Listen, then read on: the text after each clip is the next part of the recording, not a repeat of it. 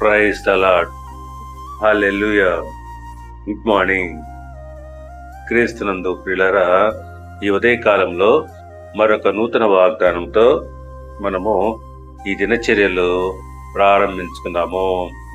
ఈనాటి దేవుని వాగ్దానము సామెతల గ్రంథము 3వ అధ్యాయము 6వ వచనము. నీ ప్రవర్తన అంతటి యందు ఆయన అధికారమునకు ఒప్పుకొనుము, అప్పుడు ఆయన నీ త్రోవలను సరళము చేయును. ప్రియులారా, మన ప్రవర్తన అంతటి యందు దేవుని అధికారమునకు అనుమతించినట్లయితే అప్పుడు ఆయన మన త్రోవలు సరళం చేస్తాడు. కీర్తనల గ్రంథము 37వ కీర్తన 5వ వచనంతో పోల్చి చూసుకున్నట్లయితే, నీ మార్గమును యెహోవాకు అప్పగింపుము, నీవు ఆయనను నమ్ముకొనుము, ఆయన నీ కార్యము నెరవేర్చును.